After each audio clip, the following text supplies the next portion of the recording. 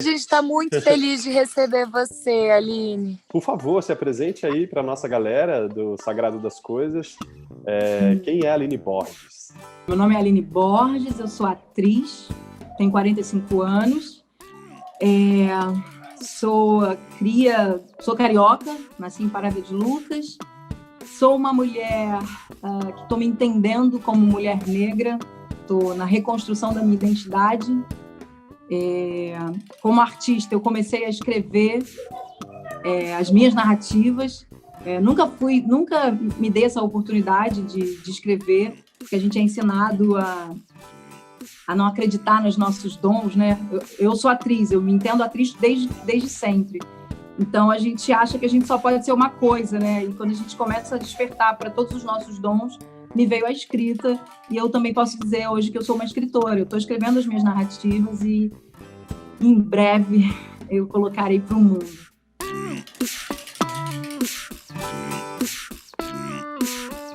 E sou uma atriz, uma artista que me encontro num movimento de descoberta da minha história. A gente está falando hoje, eu não sei que dia que vai ao ar esse programa exatamente, mas hoje é dia 19, amanhã é dia 20, é dia da consciência negra, dia de Zumbi dos Palmares. Mas muito legal você ter pontuado, Aline, que a gente está gravando esse episódio um dia antes do dia da consciência negra, o dia de Zumbi dos Palmares, porque a gente acabou de fazer um episódio que a gente visitou o Quilombo dos Palmares, a região do Quilombo dos Palmares. Você assistiu?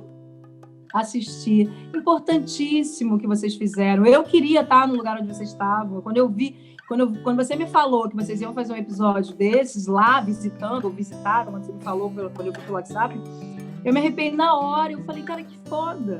Eu fiz com a Nina, minha filha, um episódio onde ela falava sobre Zumbi dos Palmares e Dandara. E ela leu um trecho de um livro onde contava um pouco da história dos quilombos, do Zumbi. E na época eu lembro que eu fiquei ouvindo a história, entendendo que muita coisa nem eu sabia, sabe? São histórias que são apagadas e que a gente não tem acesso ao longo da nossa vida. E aí, quando eu vi vocês lá, você falando da Serra da Barriga, foi passando um filme na minha cabeça dos meus primeiros contatos com essa história também, que é muito recente, né? Como eu falei, eu me descobri mulher negra há 3 anos, quando comecei a fazer contos negreiros do Brasil. Isso são efeitos do racismo estrutural, que faz com que a gente não se reconheça, né? Eles apagam as nossas histórias, apagam as histórias de luta do nosso povo, porque desde que a gente se entende por gente, desde que o Brasil foi descoberto, desde que começou essa loucura toda da escravização, que existe luta, que existe resistência. Mas essa parte da história, ela foi apagada totalmente. A única coisa que chegava pra gente era a história da escravidão, da escravização. Um povo sendo escravizado, sendo subalternizado. Mas as histórias de luta das pessoas que estavam ali bravamente resistindo, e Zumbi dos Palmares é um grande nome que a gente não pode deixar de falar nunca, e principalmente hoje, que foi o cara que resistiu até o final, até assassinarem ele. Assim, ele não dava um passo atrás, não fazia acordos. E por conta dele, e por conta de muitos que abraçaram essas lutas, é que hoje em dia a gente consegue ver as pessoas pretas ocupando seus espaços. E é muito louco, assim, a gente está no ano de 2020, olhar para isso, começar a pesquisar isso e entender. Quando a gente percebe assim, uma evolução e a gente olha para trás e a gente pensa que essa evolução está acontecendo por conta das lutas de hoje, basta um pouquinho de estudo para você entender que não, que essa luta já vem de muito antes, ela sempre aconteceu. Agora, por que eu não sabia disso? Por que eu não me dava conta disso? Sabe? É por conta desse racismo estrutural que faz a gente, que apaga as nossas histórias para que a gente não se fortaleça. É um projeto de poder. É um projeto da branquitude. E quando eu falo branquitude, eu não estou falando de pessoa branca, eu não estou falando de você, eu estou falando de um sistema de poder, um sistema de opressão. Então, isso é contribuir para essa desconstrução, entendeu? E que é um trabalho árduo, a gente não pode descansar um minuto, entendeu? Porque a cada 23 minutos o racismo mata uma pessoa preta, só por ser preta, entende? Então é muito cruel. Eu queria muito que você falasse sobre um pouco da sua história, assim, por que você tá dizendo que há 3 anos que você teve essa consciência de que sim, você é uma mulher negra. Eu acho muito linda a sua história, eu gostaria muito que você compartilhasse sobre isso, porque eu acho que tem muito a ver com esse racismo estrutural que você está dizendo, e com a forma como a educação foi acontecendo, né, durante esse período no Brasil. E eu acho que agora a gente está tendo um novo movimento educativo, assim, né, como sociedade. Então, acho legal você compartilhar um pouquinho. A consciência, ela está chegando para quem se abre para ela, né? E a gente está na era da verdade, né? A era da busca da verdade. Então, por isso que a gente está vendo tantas pessoas despertarem, por isso que eu também estou no meu despertar, vocês estão no despertar de vocês. E a minha história é a seguinte: eu venho de uma família miscigenada. Na parte da família do meu pai, tem muitas pessoas negras. Meu pai, a tataravó dele foi uma mulher escravizada, e eu só soube disso há 1 ano atrás. E a minha mãe é uma mistura de pessoas negras com pessoas brancas, da parte do meu avô, do meu bisavô. Então, assim, a minha família, ela não se reconhece como pessoas pretas, porque, na verdade, essa mistura trouxe um colorismo para dentro da família, né? Você vê, eu sou uma mulher preta, mas eu não tenho o fenótipo, né? Eu tenho raiz, você vê nas minhas raízes, meu cabelo, meu nariz, mas a minha cor, o tom da minha pele, ele é mais claro. E no Brasil, o entendimento de pessoas pretas, ele fica muito no campo do colorismo. Se a pessoa, quanto mais retinta a pessoa mais prejuízo social ela vai ter, né? Então, eu sou uma mulher preta que demorei a me reconhecer como mulher preta porque venho de uma família miscigenada e que não se reconhecia também por conta do racismo. Quem é que quer ser preto, né? O racismo faz isso, faz com que você não queira de jeito nenhum reconhecer suas raízes, porque não é bom ser preto dentro de um país racista, né? Com 9 anos de idade, se eu conto no espetáculo que eu faço, Contos Negreiros do Brasil, onde a gente apresenta alguns contos que falam sobre a realidade do negro no Brasil e números e estatísticas reais e atuais da situação do negro, que é um estudo feito pelo Rodrigo França, que é um filósofo, antropólogo maravilhoso e ator também do espetáculo. E é um espetáculo e no final do espetáculo, cada um conta a sua história. Quando eu fui chamada para fazer esse espetáculo, eu lembro que eu não me reconhecia ainda como mulher negra, e eu lembro que eu senti um certo incômodo, porque o Phil Beck, que é o diretor, falou pro Alex: a gente vai fazer um espetáculo só com pessoas negras e a gente quer chamar sua mulher. Quando o Alex me falou, eu falei, pensei comigo, mas eu não sou negra. Fiquei meio assim, falei, tá, mas vamos lá, vou fazer. E quando eu cheguei para fazer o espetáculo, eu me vi num elenco de pessoas pretas, pessoas totalmente compreendidas da sua identidade, do seu caminho, pessoas que estavam ali para lutar contra esse racismo. E eu me vi como um peixe fora d'água, sabe assim? Porque eu não me reconheci naquele lugar, mas ao mesmo tempo, hoje eu entendo por que eu fui parar ali. E aí comecei a estudar, pesquisar, comecei a entender o valor da cultura negra, comecei a entender a riqueza da cultura negra, a riqueza dos saberes ancestrais, e fui me empoderando daquilo, assim, sentindo muita vontade de ser negra, falando, agora eu quero ser negra. Só que hoje eu entendo isso, na época eu não entendia. Eu também peguei uma onda de, agora eu quero ser mulher negra. Mas, na real, eu estava só no discurso, porque você não se torna negro da noite para o dia, sabe? Você vive uma vida inteira sem se conectar com as suas raízes, negando as suas raízes, sem consciência disso. Não é do dia para a noite que você vai se tornar negro. Essa estrutura racista, ela é cruel a ponto dela arrancar a tua identidade. Para você recuperar ela, você tem que lutar muito, entendeu? Então isso é muito cruel. Muitas crianças pretas que não têm a pele preta, mas que são pretas, não se reconhecem, não se apropriam da sua força, não se apropriam do seu caminho, da sua identidade, por conta disso, por conta desse racismo que fala, você, corpo preto, não tem possibilidade de existência. Você vai seguir sendo subalternizado, você vai seguir sendo escravizado, a sua mãe vai seguir sendo doméstica, você não vai estudar, você, homem preto, você não pode correr, porque senão você vai ser assassinado.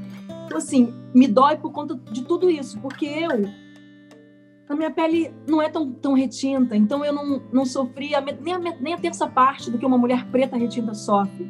sabe? Eu tive outros prejuízos sociais, que eu só entendo hoje por ter despertado e ter começado a pesquisar e entender.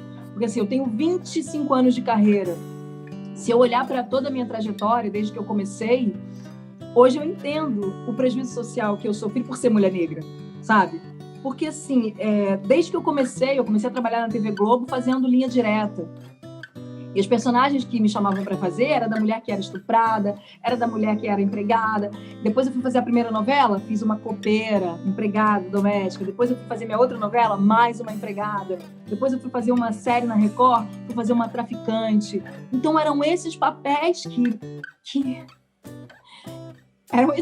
são esses papéis que são direcionados às pessoas pretas, entende? E é por isso que a gente tem que lutar. E na verdade, assim, eu fico extremamente feliz,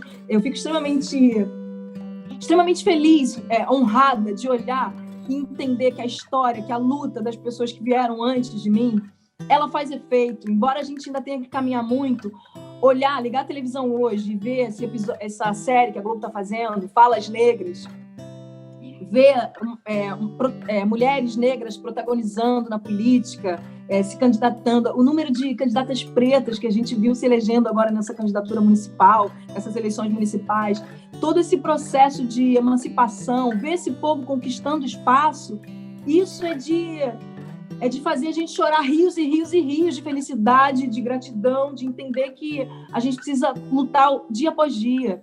A minha artista, ela precisa ser uma artista política, a minha arte precisa ser uma arte política. E eu só entendo isso agora porque eu despertei, porque eu poderia viver essa encarnação toda sem despertar para a minha identidade. E esse apagamento, ele faz isso, ele faz você não se reconhecer como pessoa preta, e não se reconhecendo, você segue na inércia, você não luta. Porque uma vez que você se conecta com a sua raiz, com a sua ancestralidade, não tem como você não lutar, não tem como você continuar dormindo, entende? Sendo artista, eu como artista, eu entendo que a minha arte, ela vai atravessar, ela vai construir pontes e vai carregar muitos comigo. E isso, para isso, eu ando com isso aqui comigo, entendeu? Livros, conhecimento. Isso eu nunca tive. Eu sempre fui uma menina que eu nunca acreditei no meu potencial, porque eu não fui ensinada a acreditar. As pessoas brancas, elas são ensinadas a acreditar nelas, elas desde sempre, porque elas têm passabilidade, elas têm entrado em todos os lugares. As pessoas da dita raça negra, elas o tempo inteiro elas encontram barreiras, elas não são bem-vindas em todos os lugares, elas têm que lutar muito para conquistar um lugar, né? Então isso faz você não acreditar em você. Então que a gente tenha muito mais consciência do nosso dever enquanto humanidade, não só eu como mulher preta, que me reconheço como mulher preta, mas você, Henrique, como homem branco, você, Juliana, como mulher branca e como artista, que vocês entendam sempre que a palavra de vocês, ela deve ser para lutar contra todo tipo de opressão, e vocês lutam. Eu vejo a Juliana o tempo inteiro nessa luta a favor do meio ambiente, né? Dos indígenas. A gente precisa abraçar todas essas lutas, não só o racismo, mas contra a LGBTfobia, a homofobia, o fascismo, todas essas opressões que fazem com que a gente não ande, não caminhe, mas, sobretudo, o racismo. Porque enquanto houver racismo, a humanidade não vai caminhar, porque vai existir uma parte da população, e eu digo um pouco mais da metade da população, que não vai estar caminhando. Então, se essas pessoas que têm privilégios, essas pessoas brancas que têm dentro dos seus privilégios, se elas não reconhecerem isso e abraçarem essa luta e vem com a gente, vamos junto, esse vamos junto é só na fala, entende? Essa consciência, ela fica só na fala. A gente precisa abraçar as ações e falar, vem, vamos, dá para todo mundo. Eu achei muito legal você trazer essa questão de que a sua consciência ela foi sendo construída a partir de um determinado momento, que uma experiência teatral, inclusive, te atravessou, ou seja, uma experiência artística, né, te trouxe uma consciência da sua própria vida. Então, a gente percebe aí um lugar da sacralidade, que é um pouco da observação que a gente costuma fazer no nosso canal aqui, o sagrado desse lugar da arte, do teatro, que toma um lugar, assim, do sagrado da sua ancestralidade. Então eu fiquei com vontade de te ouvir falar um pouquinho a respeito desse lugar mesmo, do que você percebe de sagrado na sua ancestralidade, que te traz a consciência da sua vida negra nessa encarnação, e como você percebe que você pode compartilhar isso para os teus descendentes. Como a gente se cresce distante das nossas raízes, da nossa ancestralidade, e aí eu falo sobre religiosidade, né? Religião de matriz africana, que é dos meus ancestrais. Então, assim, eu cresci totalmente distante desse lugar, né? Eu lembro de quando eu era muito nova, a minha tia, ela frequentava um centro de macumba, né? Minha mãe falava, sua tia é macumbeira. Dentro da nossa casa tinha um tremendo preconceito em relação a isso, né? E eu lembro que eu cresci, eu lembro dela ter me levado um dia e eu lembro de eu questionando, ao mesmo tempo que eu senti uma conexão muito grande dentro do centro, dentro do espaço, do terreiro, ao mesmo tempo eu me vi rejeitando simplesmente por preconceito. Eu nem conhecia a religião, mas eu já cheguei com um olhar tipo, isso aqui é do mal, isso aqui não... E isso tem total ligação com esse racismo que faz a gente negar, a gente demonizar as religiões de matriz africana. Então, assim, nesse lugar de conexão com a ancestralidade, com os orixás, é um lugar totalmente novo para mim.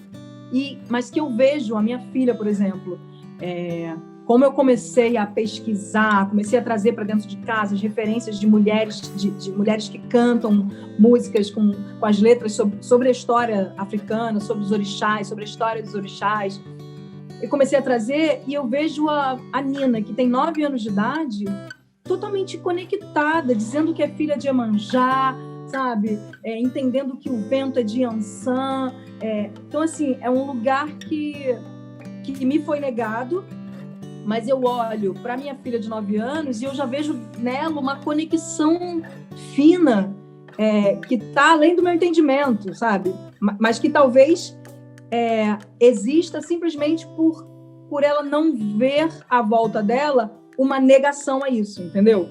Porque já vem com a gente, só que é tirado, é apagado, é rejeitado. Uma coisa que foi tirada dentro da sua própria casa, né? Foi uma percepção do racismo estrutural dentro da família, que é uma família de pessoas também pretas, de pessoas negras. Exatamente. Então, isso que você fala de deslocar o lugar do racismo para além do pessoal, né? A gente precisa superar essa questão, né? Porque isso que você falou no começo, essas mazelas, que tem um autor que eu gosto muito, que é o Gessé Souza, que ele também, você percebe na cutis dele, na feição dele, ele também é uma pessoa de ancestralidade preta, negra, e ele fala muito disso, que a principal mazela que a gente tem no Brasil a ser superada é a mazela da escravidão. Enquanto sociedade nós não superarmos isso, assim, existem infinitos problemas, infinitas questões aí em termos de sociedade, a gente não vai conseguir avançar.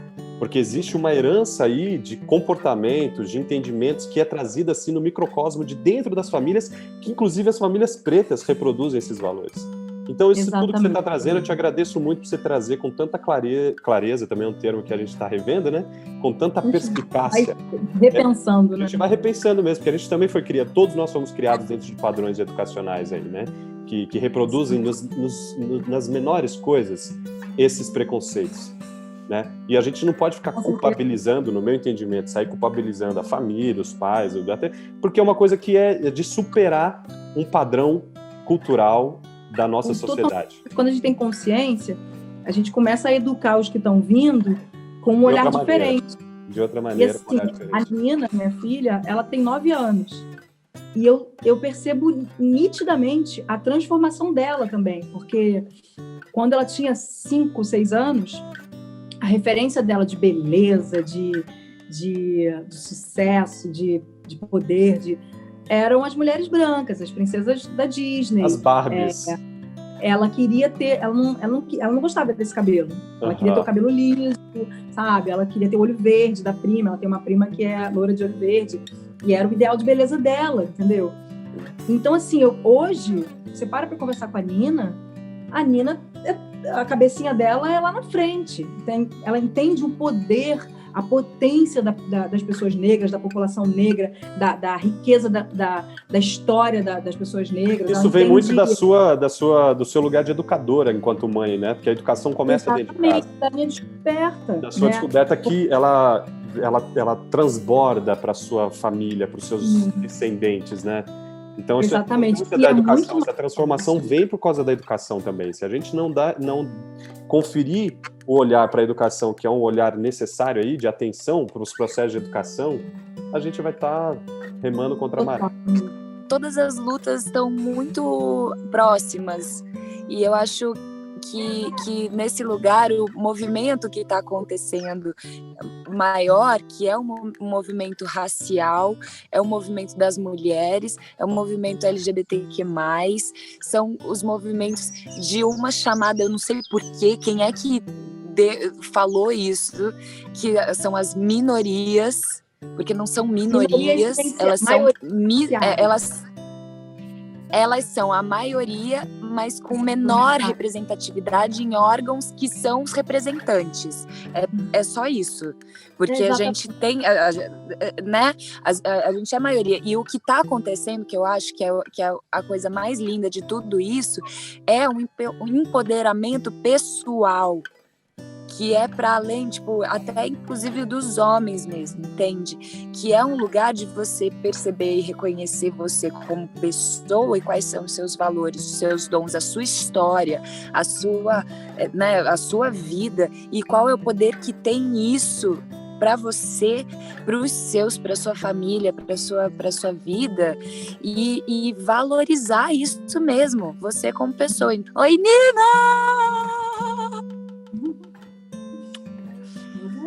Tô com muita saudade. Ninoca, muita saudade, Ninoca. Cada vez mais bonita, mais inteligente. Estou vendo a sua participação no canal do Jornal UAU, que eu adoro. Deixar registrado aqui, Alex, Nina, Tom e Aline. Esse canal que eu adoro lá assistir, comentar. E acho que você, Nina, está trazendo um tempero especial para o canal dos seus pais. É mesmo.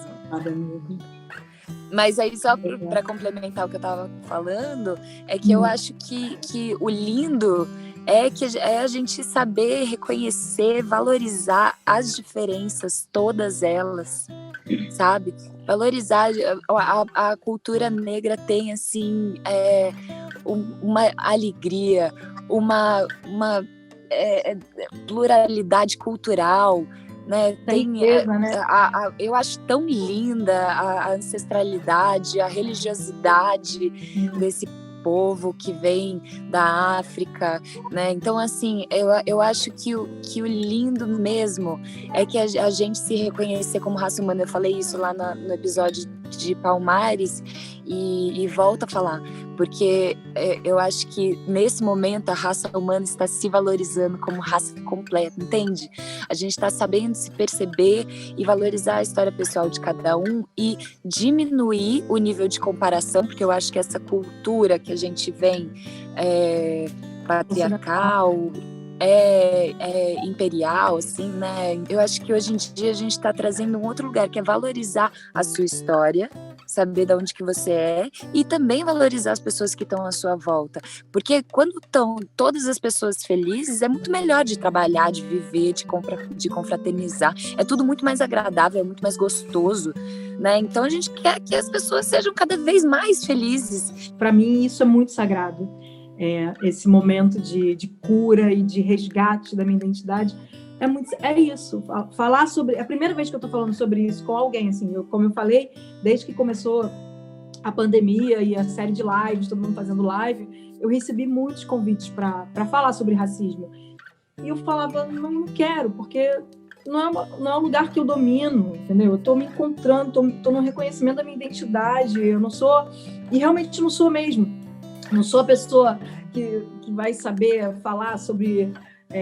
que vai saber falar de forma didática, com a linguagem acadêmica, com a linguagem que vai fazer você entender. Só que hoje, e depois do convite de vocês, eu comecei a pensar sobre isso, sobre o porquê que eu me nego tanto a falar E aí, amiga, eu entendi outro lugar, assim, como o canal de vocês, o Sagrado das Coisas, realmente chega num lugar sagrado, porque chega curando, chega expandindo a nossa consciência dentro da gente, assim, porque quando eu comecei a pensar em sentar e conversar com vocês sobre isso, mexeu em vários lugares dentro de mim, assim, vários lugares sagrados, porque eu vou falar sobre a minha história, uma história de dor, uma história que estou no processo dela, né? Ela está em carne viva, está florescendo, né? Mas, ao mesmo tempo, eu fui me questionar o porquê que eu sempre me recuso a falar. E aí me veio essa questão toda do silenciamento desse corpo, dessa existência, sabe? Da vida, ao longo da minha vida, eu não fui incentivada a falar. Eu não fui incentivada a acreditar nos meus sonhos, muito pelo contrário, fui incentivada a falar, não, baixa a bola, ali você não pode ir, você não é capaz, você não pode. Então, tudo isso faz com que a gente não acredite no nosso poder de fala. Eu não tenho... Aí hoje eu me dei conta disso. Eu falei, não, eu vou conversar com eles, eu não preciso esperar eu ter uma linguagem acadêmica, eu não preciso esperar eu me formar, porque agora eu estou querendo estudar, eu estou fazendo curso de pedagogia feminista, eu vou fazer uma faculdade de pedagogia. Eu quero me abastecer de muito conhecimento para que essa minha luta ela tenha bases fortes e sólidas, sabe? Para que eu possa me emancipar e emancipar muito, muito dos meus que não têm possibilidade. Eu quero mesmo fazer esse trabalho e levar esse trabalho nas comunidades, e fazer um trabalho social. Eu estou querendo muita coisa que eu nunca quis, e tudo por conta desse despertar. Mas falando desse lugar, eu agradeço muito a vocês por esse convite, porque esse convite me faz acreditar que eu não preciso esperar eu me formar, eu ter uma linguagem acadêmica para falar, porque a gente sempre busca, né, falar bem, né, quando a gente vai dar entrevista, falar. E isso fez com que eu deixasse muitas vezes de falar, fez com que eu deixasse muitas vezes de fazer a diferença na vida de alguém, que com certeza a minha fala vai fazer diferença na vida de alguém, e se não for alguém que está me assistindo, esse alguém sou eu.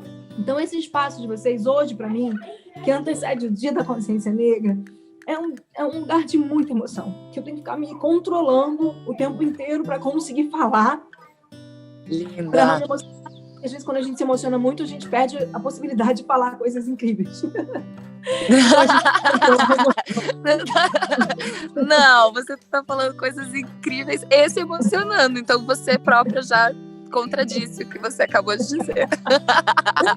Mas é isso, assim, que você... E nos emocionando, né? Porque deixou a gente aqui cheio de lágrimas nos olhos, nos emocionando muito, né? Que a minha fala possa ser instrumento de libertação para você que está me assistindo, que de repente julga as coisas que você sabe, acha que você sabe pouco, que você não sabe nada, e não bota a tua existência, as tuas experiências a favor do mundo por conta disso. Eu falo para você, coloque, escreva sobre as suas histórias, compartilhe as suas histórias, por mais que seja difícil. Vai ter crítica, vai ter gente que não vai gostar, mas vai ter alguém que vai ouvir a sua fala e vai se identificar, e vai se transformar, e vai despertar. Porque o que a gente precisa é isso, despertar o nosso povo, despertar as pessoas oprimidas, de que todos nós temos muita luz dentro da gente, só que a gente é ensinado a não acreditar nisso, pela própria estrutura. Então, quando a gente se dá conta disso, a gente ocupa um lugar. Eu estou ocupando meu lugar, entende, amiga? Estou ocupando meu lugar, estou me apropriando dele e estou me sentindo muito mais luz, assim, estou me sentindo muito mais luz. Mas, sim, e vou te falar, isso só está se dando porque eu estou me conectando com as minhas raízes. Entende? Não é porque eu sou fodona, eu tenho luz pra caralho porque eu sou fodona. Não! Eu tenho luz pra caramba porque a minha ancestralidade tem luz pra caramba, entende? E porque você é maravilhosa, né, Aline? Porque você é maravilhosa, vai. Porque tu é maravilhosa, mulher. Eu quero agradecer, não posso deixar, você bota essa parte, pelo amor de Deus, a um grupo foda, a um grupo de pessoas incríveis, que é o Potências Negras. É um grupo, é um movimento, é um coletivo, é uma organização de pessoas incríveis, potentes de todas as áreas, pessoas negras de todas as áreas de atuação, e que estão trabalhando para emancipar o nosso povo. E eu recebi um chamado para fazer parte desse grupo através da Tia Má, que é a Maíra Azevedo, e o Rodrigo França, E desde Que que eu entrei lindo, que legal. É lindo, amiga. É potente demais, assim. Que lindo, que lindo. Desde que eu entrei nesse grupo, eu entendo a cada dia, através das ações que eles fazem, porque eles não param de trabalhar pelo nosso povo, eles não param de fazer ações para emancipar, para expandir conhecimento. Então, desde que eu entrei nesse grupo, que eu me potencializo todos os dias, entende? Então, eu preciso agradecer muito ao Rodrigo França, a Valéria Monan, que também faz parte do grupo, e a Tia Má, que é a Maíra Azevedo, que fez esse chamado para que eu estivesse ali e abraçando as lutas, as causas, expandindo essa força que é o Potências Negras. A gente quer te agradecer muito, assim, a sua coragem, a sua liberdade de poder vir aqui e tecer toda essa reflexão, compartilhando um pouco, né, desse transbordamento que você é, que é dessa luz toda que você tem, e alimentando também o nosso lugar de se aquimbolar, se é assim que a gente Aquilombar. Aquilombar. Que bonitinho. Aquimbolar foi ótimo. A gente embola e a gente aquilomba.